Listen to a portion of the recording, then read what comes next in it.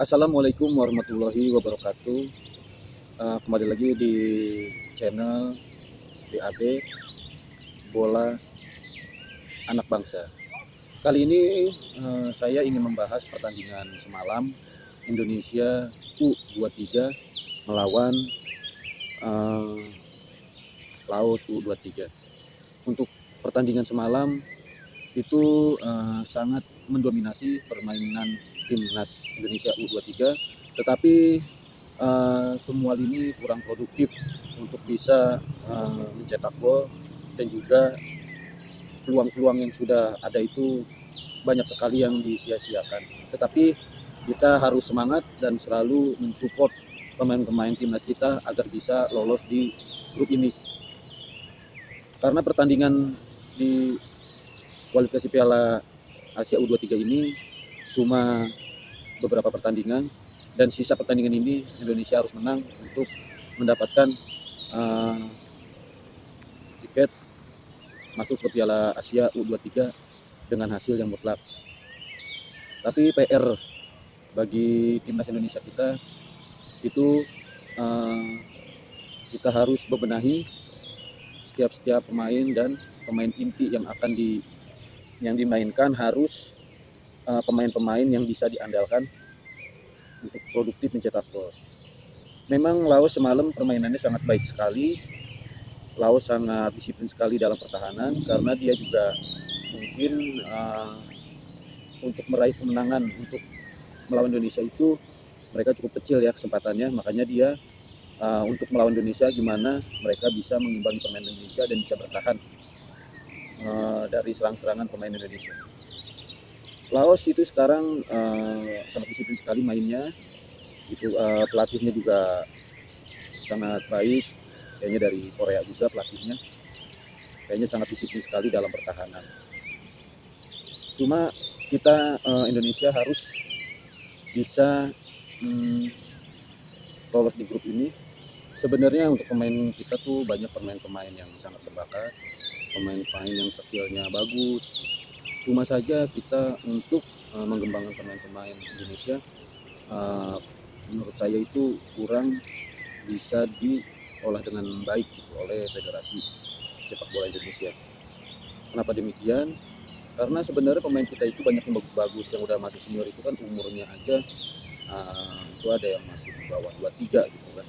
Jadi kita tuh selalu memainkan pemain yang di ajang sebesar ini itu masih diberi pemain-pemain yang baru atau yang masih muda sekali gitu.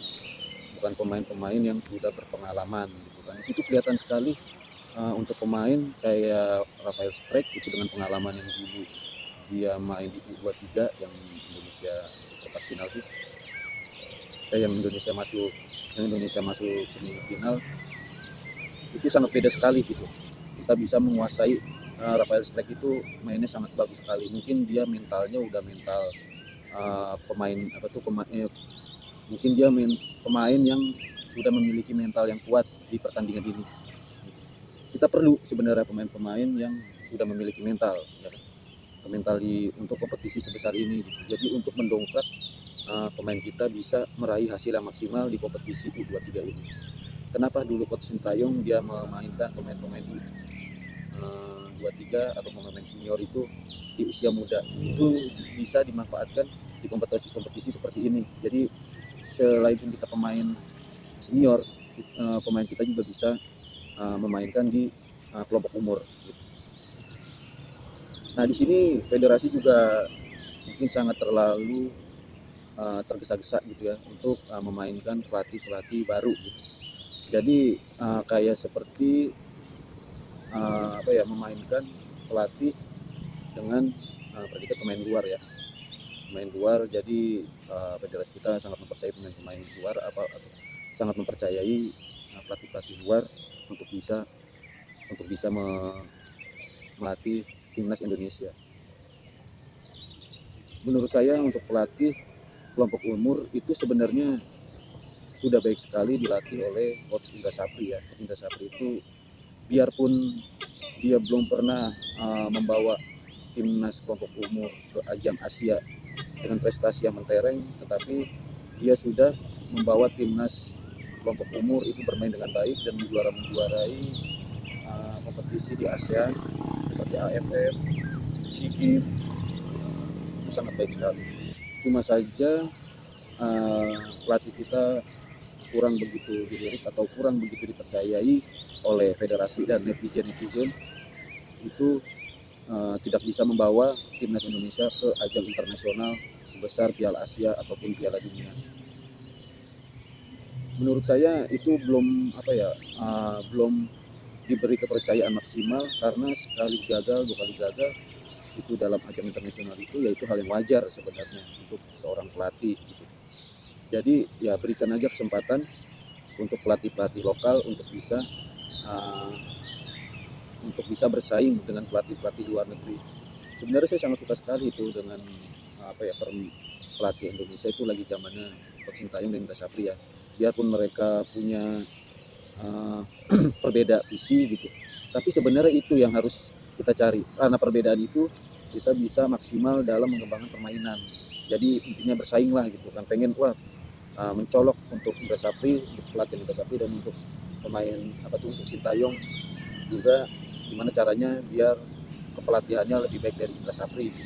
Sebenarnya itu hal yang positif gitu, karena dengan persaingan itu kita bisa maksimal dalam menerapkan permainan kepada pemain-pemain muda kita. Saya sudah tidak meragukan sekali dengan pemain-pemain Indonesia, dengan skill-skillnya sudah lumayan. Cuma saja memang pemain Indonesia itu kendala di postur ya. Kalau misalnya kita sudah main ke internasional, misalnya ke Asia, ke Eropa gitu, postur kita itu mungkin kurang memadai ya.